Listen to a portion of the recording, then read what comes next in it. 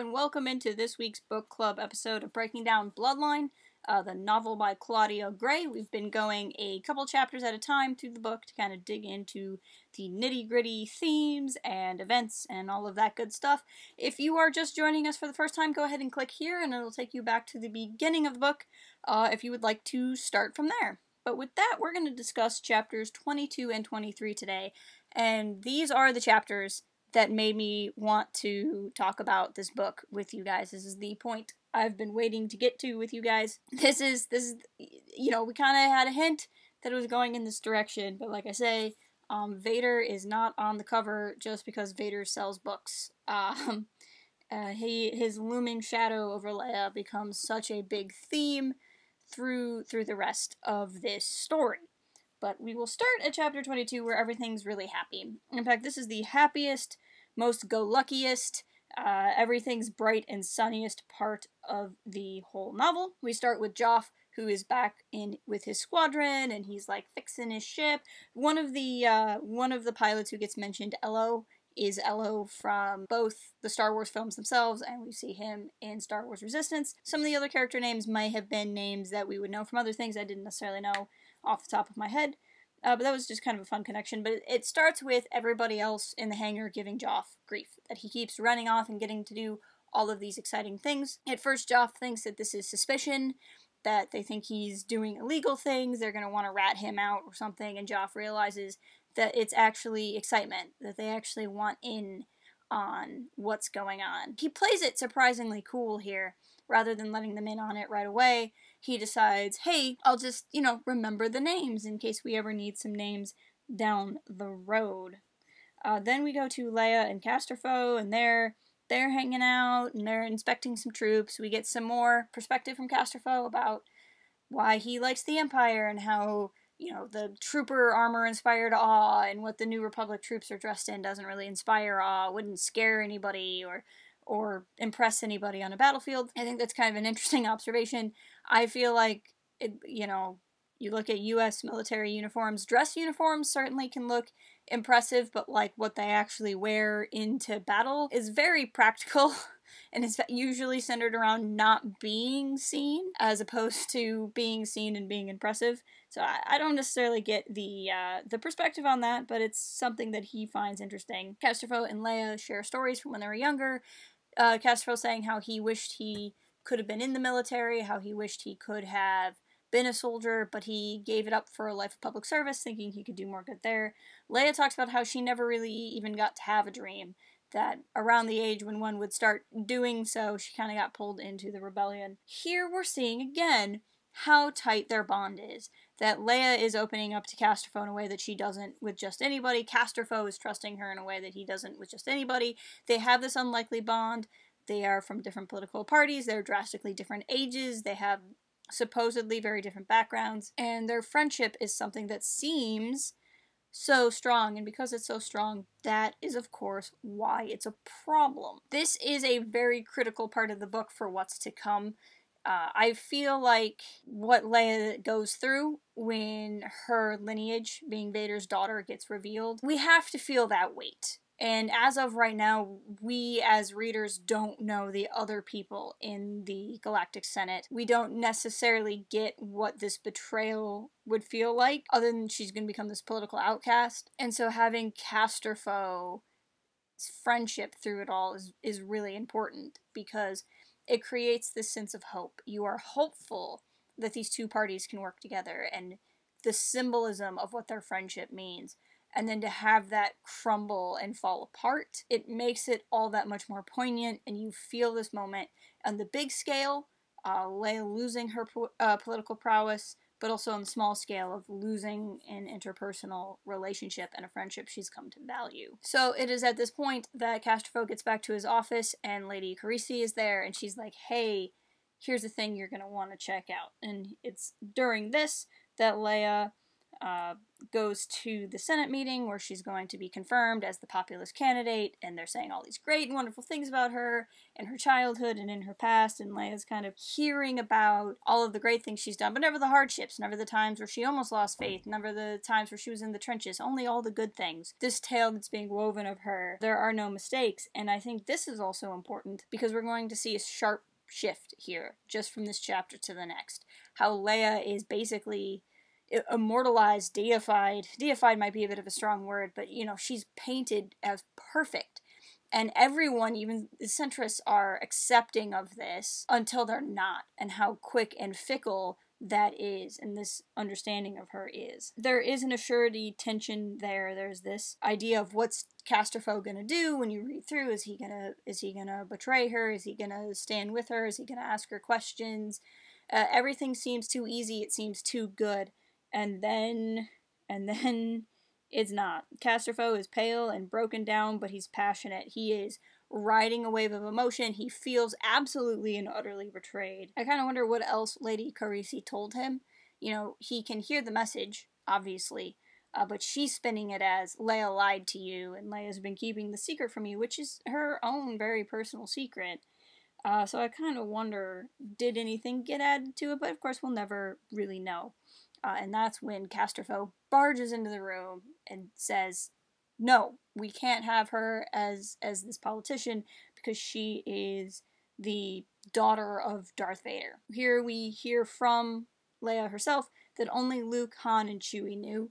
Well, only Luke and Han knew. Maybe Han told Chewie, but even that was a maybe. But the most important thing here is Ben doesn't know.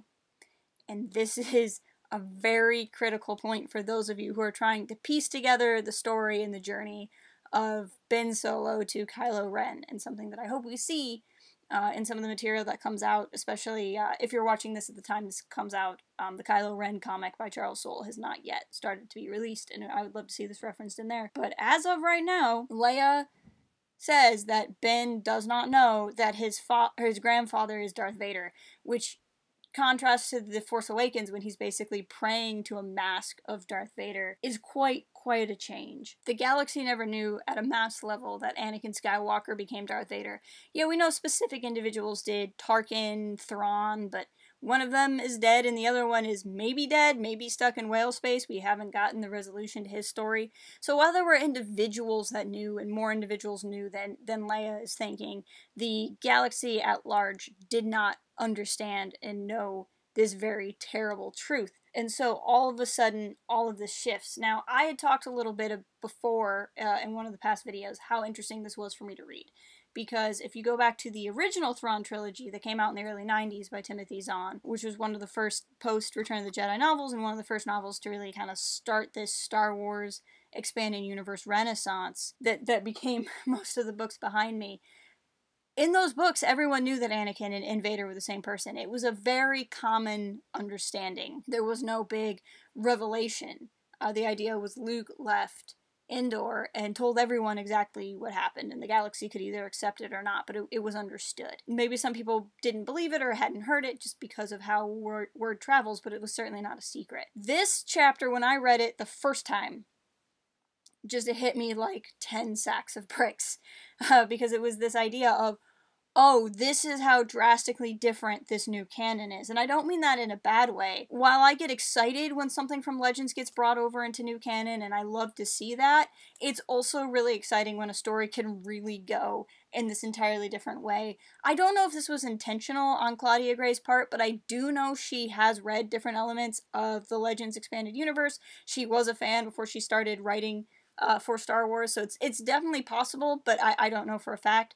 But to me, this part is huge if you're reading this for the first time. It's beautifully written, it's beautifully spelled out, it's so utterly tragic, but there's this added kind of meta level. It's almost like a deeper plot twist if you're not expecting it to happen because you're leaning on what you knew in Legends. And so I feel like I fell twice when I was reading this passage myself. Really, to get to the rest of it, we should just go ahead and get into Chapter 3, because Chapter 3 is the fallout of all of this. But Leia is sitting here now, and she has gone from accolades telling her how great she was to everyone tearing her apart. Now suddenly she's Vader's daughter. This is mind-blowing to me. Like, I try to put it in context. Like, imagine, the time frame wouldn't really work anymore, but imagine we had for me it would be a U.S. politician, but a politician from whatever your country is, and you know, you've known this politician for decades, or known of this politician for decades,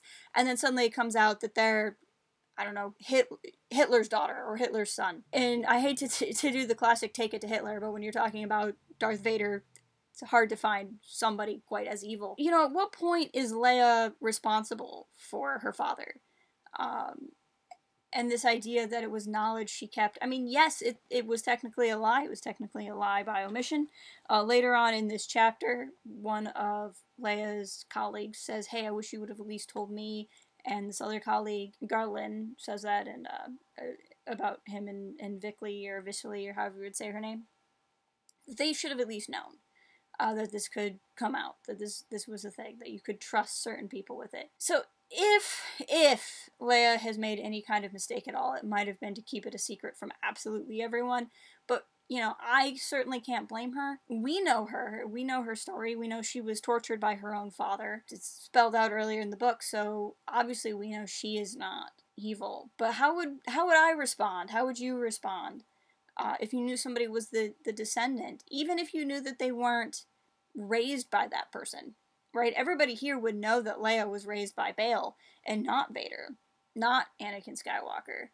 To have that intense of an emotional reaction, especially when the entire book, everyone's been pretending like the war was 900 years ago. It was so far away, and even to go back to Aftermath, with Mon Mothma wanting to whittle down the army so fast after the war was done, everyone wanted to pretend like the war was so far away, until Leia's the descendant of Vader, and then suddenly the war was yesterday. So it's this really intense shift, and part of me gets angry at it because Leia deserves so much more, but then part of me wonders how much the people here could be expected to know better. I don't know. It was just so beautifully written. She's sitting there and she talks about how it's both of her fathers being used against her. That it's Darth Vader, the father she never really got to know, the father who hurt her and murdered people she cared about, and her adoptive father, but really her true father, the man who really raised her, whose legacy she follows so much. And it's his words that were supposed to be of comfort and love that are being used to assail her. And she's getting hit on both of these fronts, both from a ghost that she had hoped not to be haunted by anymore, and from a man that used to be her safe place. Leia's talking about the music box and the box of keepsakes that the music box was in, how no one was supposed to look at it. Carisi seemed to think that she could look at it because it was in the treasure room.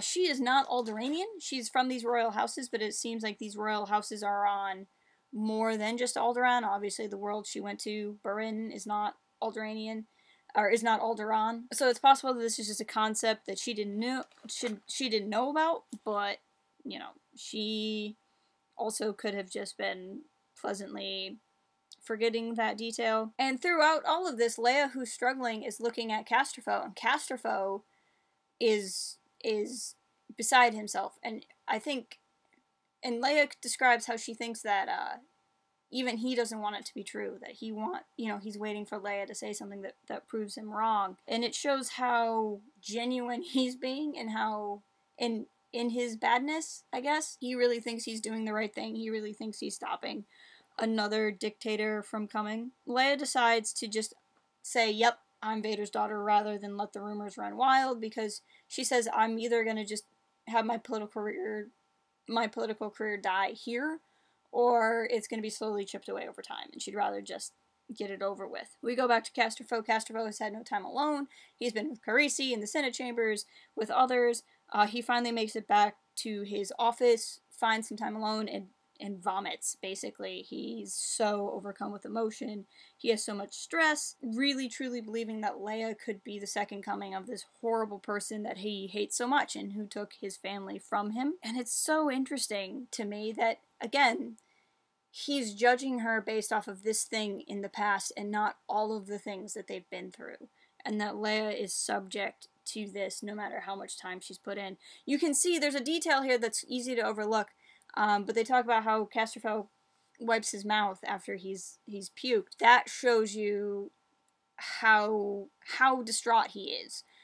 Because he's a guy who's always like, oh, these are how my clothes look and I look good, and he's literally just wiping guck on his sleeve. So that's a detail here to show that he's really not this guy that is in on the First Order conspiracy or anything. He's being manipulated too. He looks up at his Imperial relics, feels like they mock him.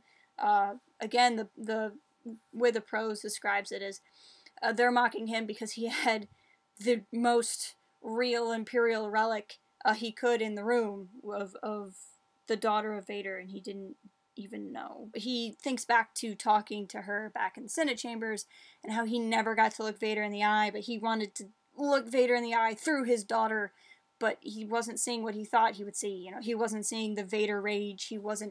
She didn't turn evil when he outed her. He was just like, oh, it's Leia. Leia gets to her office. She's not alone. Greer and Corey are there. She says something to Greer. Greer doesn't necessarily meet her eyes. Corey comes out and just rips into Leia. You know, Leia's saying, I'm sorry. Leia's like, you're not sorry. You didn't tell us. You're sorry that we found out. And gets into her about that, and gets into her about what she's called, saying, my name is Cor. I haven't gone by Corey since I was a little girl. 3PO is great through this whole scene because he doesn't, you know, he's a droid. He has his programming for protocol, and doesn't necessarily see what everything's going on. Like, Leia describes his face as not being able to judge her because his face always looks the same. And when Cor leaves, 3PO's like, well, certainly if she had a preferred form of address, she could have just said, and we would have used it. Gar and Varish, as I said, defended her in the Senate when no one else did. Gar comes to visit her, and Leia tries to record her message to Ben. Ben, who she's not been able to get a hold of through this whole book, but she's going to try to reach out to him so he can hear it from her, hopefully, before he hears it from the news. She wants to talk to Han, but she also can't really bring herself to do so. She wants to talk to Casterfolk. She's so in the habit of talking to Casterfolk, but obviously she can't. Greer comes in and is huffy and upset, understandably, and has just one question, which is, did Han know? You know, Greer, who used to work with Han, learn under Han, probably has a stronger relationship with Han even than Leia. She wants to know if Leia was lying to Han too, and Leia's like, no, Han's always known. Like, Han knew before he married me.